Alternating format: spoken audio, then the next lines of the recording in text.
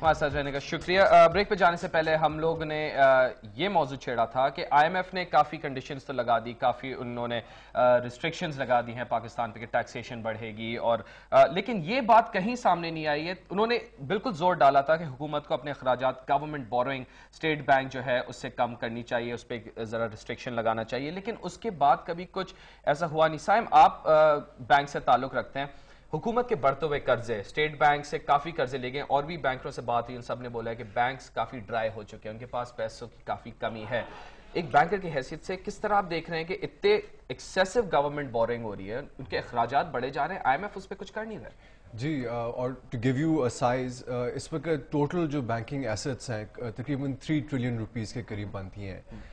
تقریباً صرف ابھی جو ریسنٹ جو ابھی آؤٹ اسٹینڈنگ لونز ہیں اس وقت گورنمنٹ کے, سرکولر ڈیٹ کے ان ریلیشن ہو یا کموڈٹی فائنانسنگ سے ریلیٹڈ ہو, 900 بلین کے قریب بنتا ہے جو ہے صرف لونز جو انہوں نے اس پچھلے ایک سال کے اندر لیے ہوئے. 900 ارب, 900 ارب, سو 0.9 ٹریلین کے قریب. So that's almost 1/3 of the banking total assets. ٹھیک ہے, تو وہ پھنسی ہوئی ہے. بینک سروائیو کیسے کریں گے آگے جا کے؟ ایک اور قرضہ آئی ایم ایف سے نہیں, بٹ آف کورس اب جو ہم ایکسپیکٹ کر رہے ہیں کچھ پیش رفت ہوگی, گورنمنٹ اپنا سرکولر ڈیٹ کسی طرح ریموو کرے گی, کموڈٹی فائنانسنگ سے ریلیٹڈ جو لونز لیے ہوئے وہ بھی واپس ہوں گے. But I am just explaining to you کہ گورنمنٹ کی سچویشن کتنی خراب ہوئی ہوئی ہے اس وقت کے, اور کوسی فسکل ڈیفیسٹس جو ہے, جو اسٹیل ملز, پی آئی اے, انہوں نے اس صرف اپ ٹل اپریل, جولائی ٹو اپریل جو ہے جو انہوں نے ایشو کی ہوئی ہے ساورن گارنٹیز, وہ پورے سال کے بجٹ کے خسارے کے برابر ہے, نیلی 600 to 700 بلین پی کے آر. ٹھیک ہے, سو آپ سوچ لیں کہ کتنا بڑا جو ہے اس وقت گورنمنٹ کی جو ہے سچویشن کتنی خراب ہو چکی ہے, اور اسی لیے یہ آئی ایم ایف کے پاس بھی جا رہے ہیں, اسی لیے ان کو سبسڈیز بھی کٹ کرنی پڑی ہے کیونکہ ان کے پاس ریسورسز کی اتنی کنسٹرینٹس ہیں. شاہد صاحب بالکل اسی بات کو سامنے لیتے ہوئے چلیں گے کہ اس مرتبہ آئی ایم ایف نے اپنے گورنمنٹ کے ایسٹس کو پرائیویٹائز کرنے کی بات نہیں کی. کیا وجہ ہے کہ کیا فورن انویسٹر کے پاس ایپیٹائٹ کم ہے, یا کوئی اور وجہ ہے, یا پاکستانی ادارے اس قابل نہیں رہے؟ کیونکہ پی آئی اے میں لوگوں کو کنفرم کر کے دوبارہ ایک بوجھ ڈالا گیا. پہلے کہا جا رہا تھا 250 سے 300 ارب روپے ہم ان 3-4 اداروں کو, جن میں پاکستان اسٹیل, پی آئی اے, پاکستان ریلوے, معاوضہ ہے, ان کو دیا کرتے ہیں. اب پاکستان اسٹیل کا ایک اور بیل آؤٹ پلان آ رہا ہے 25 ارب روپے کا. ان ایفیشنسیز کو صحیح کرنے کے لیے, to put them on right track, وہ کیا اقدامات ہونے چاہیے؟ کیا آئی ایم ایف کا یہ رول نہیں ہے کہ آئے اور بتائے کہ جناب اس کو آپ اس سے تو نجات حاصل کریں, جیسے بات ہوئی ہے کہ ہمارے قصائے فسکل ڈیفیسٹ ہے یہ سارے کے سارے ادارے, اور جو یقیناً اس مرتبہ بھی اسٹیٹ بینک نے بھی کہا کہ 5.1% فسکل ڈیفیسٹ نہیں رہے گا, اس سے کہیں آگے جائے گا. کیا کہیں گے اس پہ؟ بات وہیں کی وہیں آگے رہتی ہے کہ اگر اسٹیٹ مشینری اس انداز سے آپریٹ کر رہی ہے کہ ڈیفیسٹس انسٹیٹیوشنز میں کم ہونے, کانٹریکٹ ہونے کے بجائے ایسکلیٹ ہوتے چلے جا رہے ہیں, تو خرابی تو کہیں اور ہے. خرابی بیسکلی گورننس میں ہے. اب آپ یہ دیکھیے نا کہ پاکستان اسٹیل مل کے پچھلے 18 مہینے میں جو لاسز ہوئے ہیں, ابھی تک یہ چیز طے نہیں ہو سکی کہ یہ لاسز کیوں ہوئے, وہ پیسہ کہاں گیا. پی آئی اے میں جو لاسز ہو رہے ہیں کیوں ہو رہے ہیں, اور وہ پیسہ کہاں جا رہا ہے.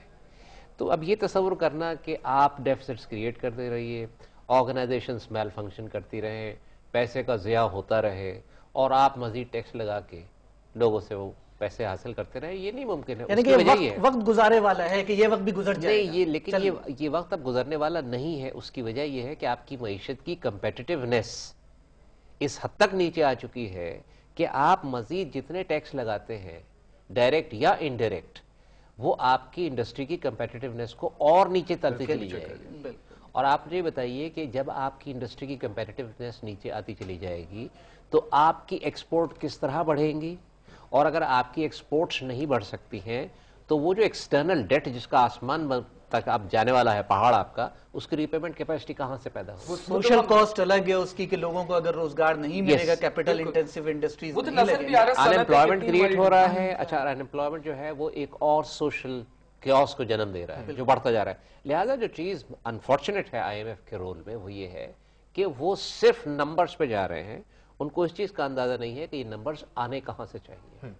اب تک جو چیز میرا خیال یہ ہے آئی ایم ایف کو سب سے پہلے ایمفسائز کرنی تھی, وہ پہلے ٹارگٹ دینا چاہیے تھا گورنمنٹ کو, how to cut the current expenditure. اس کے بعد انہیں بات کرنی چاہیے تھی ٹیکسیشن کے اوپر, کیونکہ اگر وہ یہ نہیں کریں گے تو پھر عام آدمی کو امپریشن یہی ملے گا کہ I M F is not interested in the well being of the common man. I M F is just interested in cutting the deficit at anybody's cost. لیکن وہاں پہ مسئلہ یہ بھی آتا ہے کہ کچھ پلیجز ایسے ہوئے تھے, کچھ پرومسز پاکستان کے ساتھ بھی کیے گئے تھے, friends of so called friends of democratic Pakistan. F O D P نے ایسی کوئی مدد کی بھی نہیں. ہمارے former finance minister Shaukat Tarin صاحب نے بھی انہوں نے بھی کچھ خصوصی بات کی ہے اس بارے میں. تو اس موضوع کو آگے بڑھانے سے پہلے ذرا شوکت ترین صاحب کی رپورٹ ایک دیکھتے ہیں. یہ جو میز ہیں یہ شارٹ ٹرم میز ہیں. اور ڈان نیوز سے خصوصی گفتگو کرتے ہوئے سابق وزیر خزانہ شوکت ترین نے کہا کہ ملک میں کسی قسم کی کوئی پلاننگ نہیں ہے اور تمام کام پلاننگ کے بغیر ہو رہے ہیں.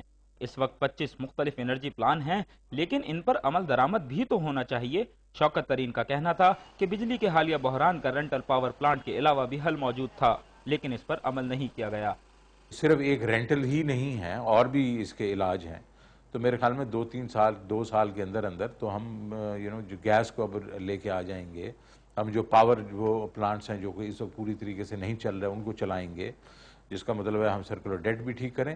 لیکن جو کہ آپ کے وہ پلانٹس ہیں جن کو جو کہ اپنی پوری کیپیسٹی پہ نہیں چل رہی, کوئی وجہ کسی وجہ سے ان کو چلائیں.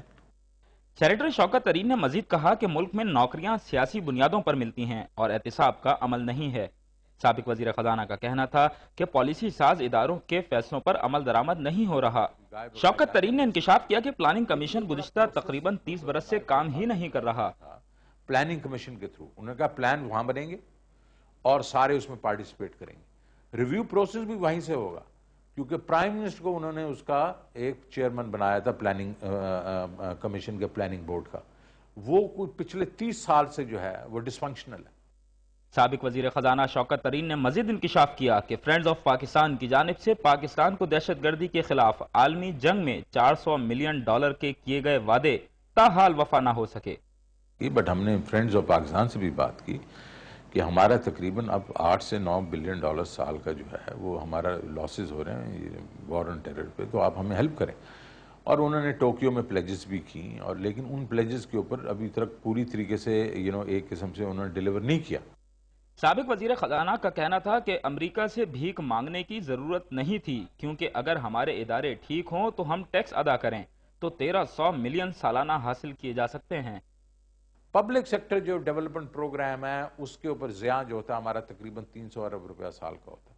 1300 ارب روپیہ which is around 8.5% GDP کا ہم اپنا بچا سکتے ہیں. You know how much that is? 10 times carry Lugar. آپ کیوں کیری لوگر یا ان کے لیے لوگوں کے پاس آپ جاتے ہیں؟ آپ اپنا گھر ٹھیک کریں. سابق وزیر خزانہ سینیٹر شوکت ترین کے ان انکشافات کے بعد بخوبی اندازہ لگایا جا سکتا ہے کہ حکومتی پالیسیاں کس جانب گامزن ہیں. Asif Mahmood, Dawn News, Karachi. آصف محمود کی آپ نے خصوصی رپورٹ دیکھی. Former finance minister Shaukat Tarin صاحب بھی اس میں بتا رہے تھے کہ فرینڈز آف ڈیموکریٹک پاکستان نے جو وعدے کیے تھے وہ پورے نہ ہو سکے, جس کی وجہ سے ملک کو مزید نقصانات دیکھنے پڑے. ایک مختصر سا بریک لیں گے, پھر اسی موضوع کو آگے بڑھاتے ہیں کہ اخراجات بڑھتے جا رہے ہیں, قرضوں کی طرف ہم جا رہے ہیں, ایک قرضہ لے کے دوسرا قرضہ پورا کرنا, دوسرے قرضے سے تیسرا قرضہ پورا کرنا, کیا یہی پاکستان کے لیے آگے لکھا گیا ہے؟ ہم اس موضوع پہ بات کریں گے مگر اس بریک کے بعد.